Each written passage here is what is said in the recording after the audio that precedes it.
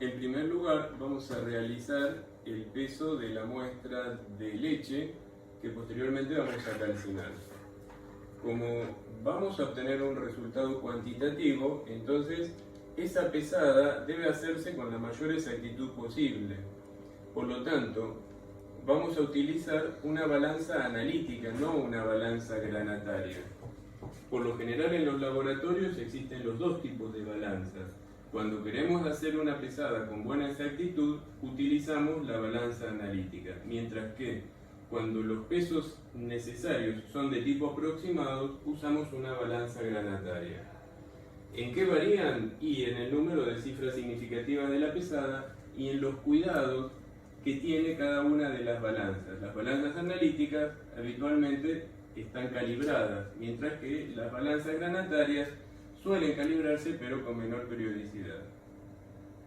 Recordemos que el número de cifras significativas de nuestro resultado va a estar afectado por el número de cifras significativas, por el número de cifras decimales que tengan las medidas experimentales realizadas. En este caso vamos a pesar a la décima del miligramo, es decir, con 4 decimales. Bien, antes de usar la balanza analítica, ¿qué debemos hacer? Primero, las balanzas analíticas deben estar ubicadas en ambientes especiales, de manera que la pesada no se vea afectada. Deben apoyarse sobre una mesada que no presente vibraciones demasiado excesivas, de manera que puedan afectar la pesada. También deben estar en compartimientos cerrados, en cuartos bastante cerrados, de forma que las corrientes de aire y cambios bruscos en la temperatura no afecten tampoco las condiciones de pesada. Entonces, la temperatura y la humedad en el sitio de pesada se deben mantener controladas. Antes de utilizar la balanza, debe controlarse que se encuentre nivelada. La nivelación de una balanza analítica se realiza a través de unos tornillos que a su vez sirven de patitas de la balanza y controlamos el nivel de la balanza mediante la burbuja que se debe encontrar en el centro del círculo marcado para tal fin. Si la burbuja se encuentra desplazada, hay que girar los tornillos de las patitas de manera de reubicarla y estabilizar la balanza, o mejor dicho, nivelar la balanza. Antes del uso tenemos que verificar que la balanza esté limpia, porque si en el plato a pesar existen algunas partículas, van a afectar la exactitud de la pesada. Si no está limpia, se puede limpiar con un cepillo con cerdas blandas, o en el caso de que la suciedad se encuentre adherida al platillo, hay que utilizar algún trapo húmedo con algún limpiador no abrasivo, de manera de no cambiar ni rayar el platillo de la balanza. Luego vamos a proceder a tarar la balanza. Para eso cerramos todas las ventanas de la balanza y apretamos el botón de tara llevándola a 0. En este caso, la tara la vamos a realizar con el contenedor de nuestra muestra colocado adentro de la balanza, porque solo queremos conocer la masa de muestra pesada. Una vez que se estabiliza la lectura de la balanza, llevamos a 0 y ya estamos en condiciones de pesar. Tenemos que ser cuidadosos porque estamos en condiciones de preparación de muestra, así que siempre tenemos que tener en cuenta los 5 principios generales de preparación de muestra. No tenemos que perder muestra, ese es uno. Entonces tenemos que ser cuidadosos en que toda la muestra vaya dentro del recipiente y no al platillo de la balanza. También tenemos que cuidar las cucharas o los utensilios que usamos para la pesada. El recipiente a donde vamos a poner la muestra tiene que estar perfectamente limpio y enjuagado con agua destilada, porque recuerden que nosotros vamos a determinar fósforo, sodio, potasio y calcio sobre esta muestra. Entonces, son contaminantes bastante habituales y se encuentran presentes en el agua de canilla. Entonces tenemos que usar como mínimo un enjuague con agua destilada. Y también utilizar detergente no iónico, porque los detergentes comunes aportan fósforo y ese fósforo puede llegar a contaminar nuestra muestra. Finalmente, anotamos el peso de la muestra realizada. Ese es un valor que debemos registrar siempre. Y posterior a eso vamos a calcinar la muestra en el mechero. Para calcinar la muestra vamos a colocar la cápsula en un triángulo de pipa y luego la vamos a quemar con un mechero. La llama del mechero debe ser regulada de manera de conseguir condiciones oxidantes. En este momento las condiciones son más reductoras porque tenemos exceso de combustible y no de oxígeno. En cambio, si regulamos la entrada de aire favoreciéndola, vamos a obtener una llama más oxidante y de mayor temperatura, y eso se puede verificar por la aparición de un cono azul, un poco más, por la aparición de un cono azul bien definido. ¿Ven? Ahí se dibujan bien los límites del cono azul. Esas son las condiciones de máxima temperatura en la llama.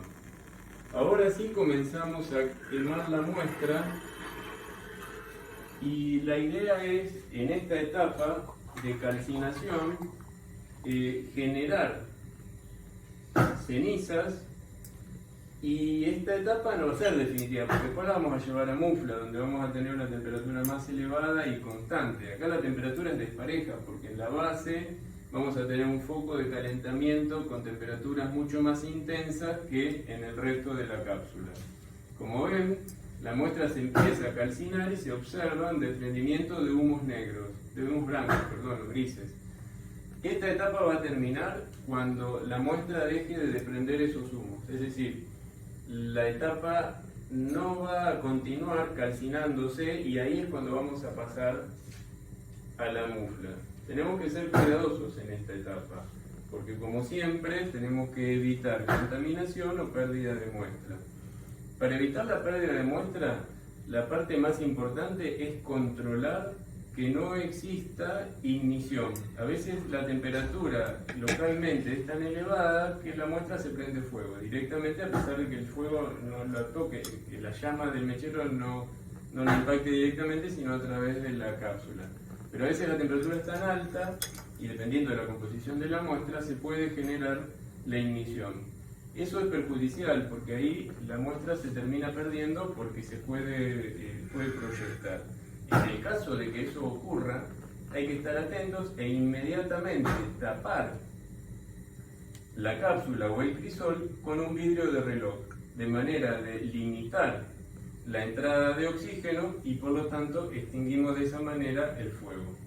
Ojo, el vidrio de reloj que usemos lo tenemos que manipular con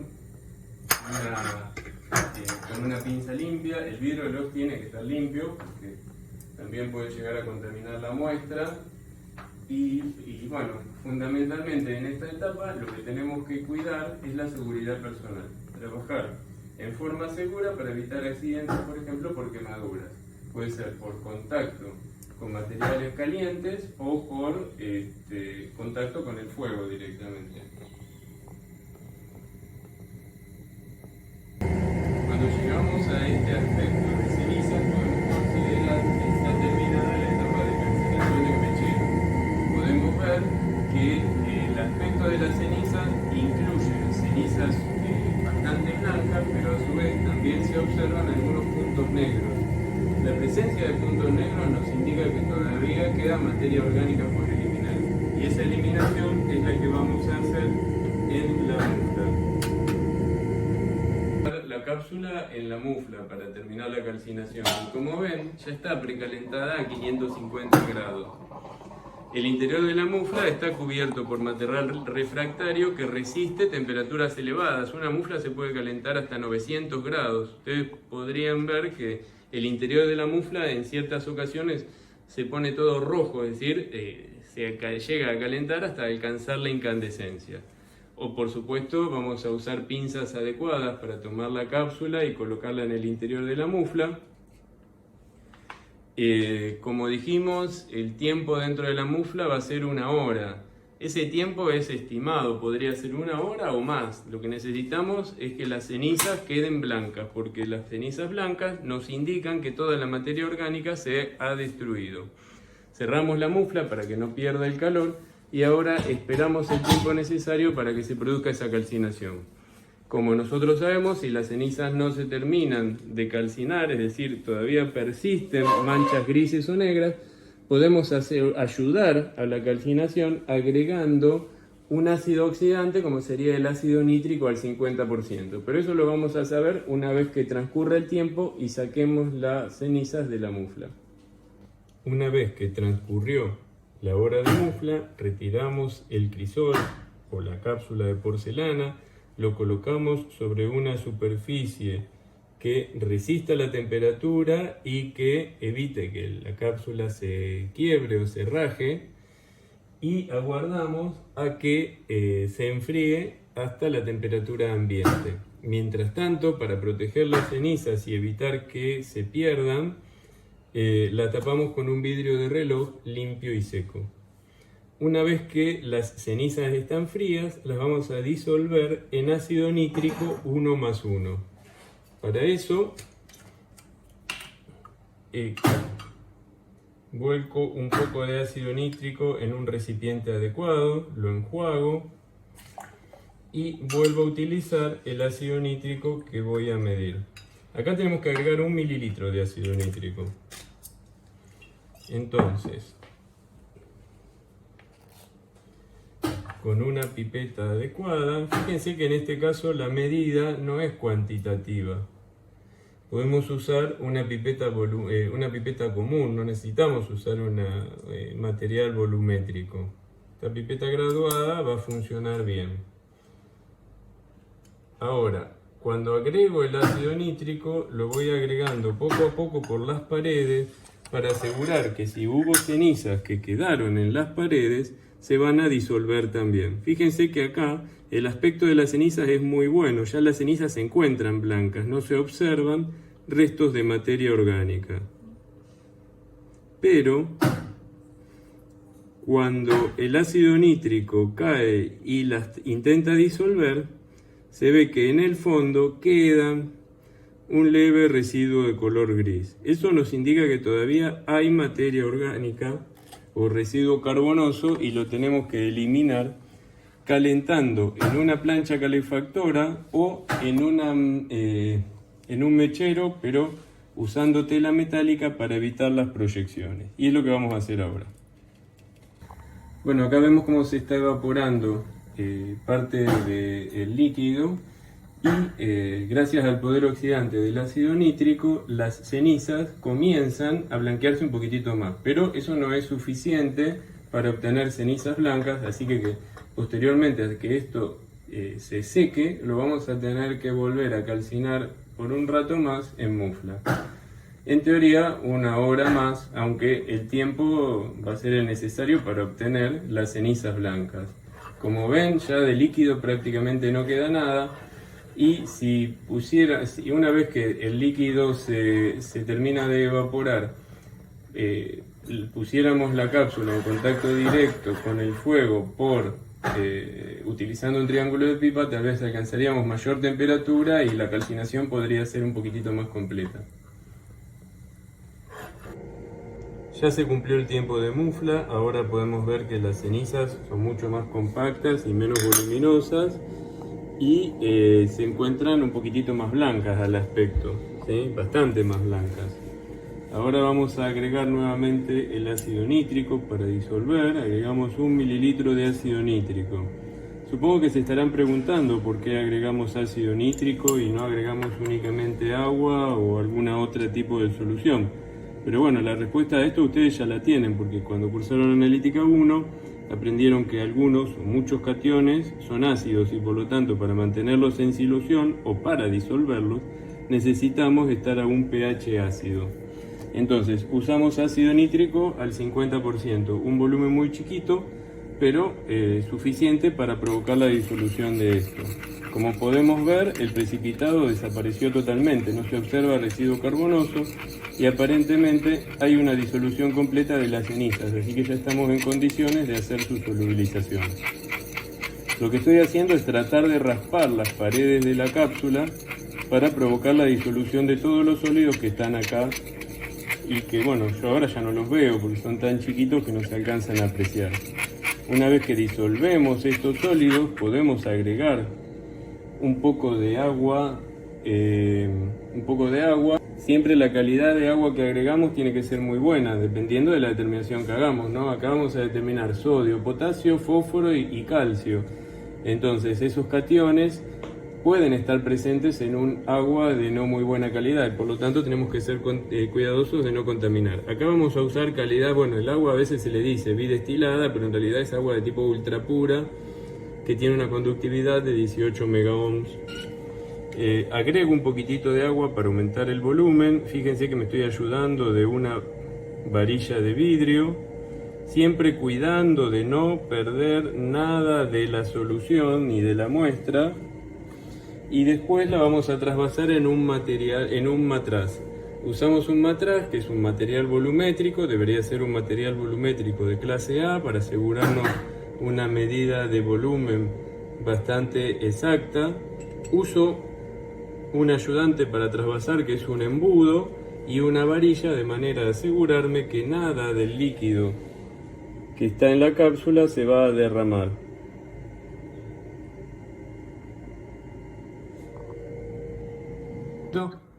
Una vez que trasvasamos la solución, hacemos un par de lavados de la cápsula de porcelana para arrastrar los restos de muestra que pueden haber quedado en el interior.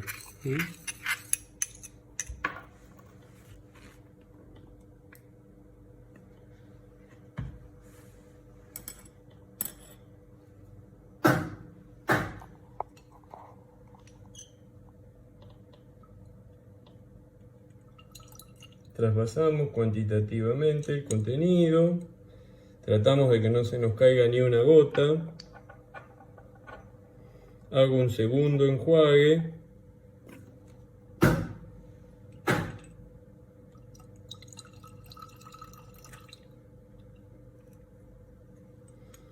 Y una vez que eso está listo, enjuagamos también el embudo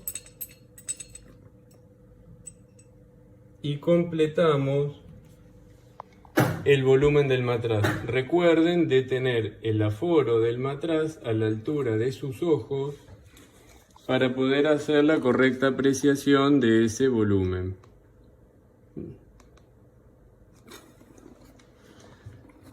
A ver, vamos a limpiar un poco que estaba mojado para poder verlo bien.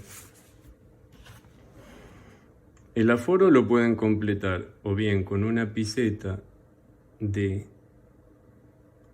gotas pequeñas, o si no están seguros de hacerlo de esa forma, utilizan una pipeta o una pipeta gotero.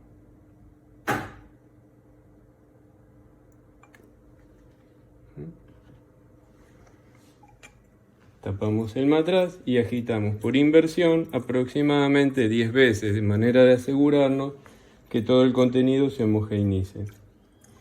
Recuerden que los matraces son materiales para contener un volumen definido de muestra, pero no son materiales para almacenar.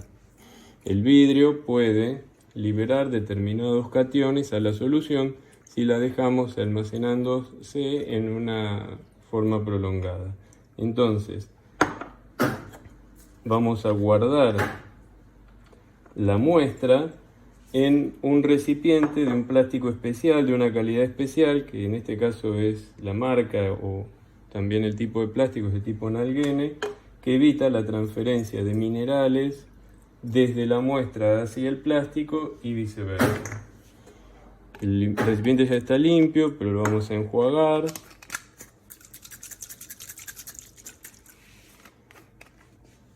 No importa si se pierde un poquitito de muestra, porque total siempre preparamos mucho más de lo que vamos a usar en la determinación. Y después lo trasvasamos y lo guardamos. Ya tenemos la muestra lista para poder hacer el trabajo práctico de espectrofotometría, la determinación de fósforo y de absorción y emisión atómica, donde vamos a determinar sodio, potasio y calcio.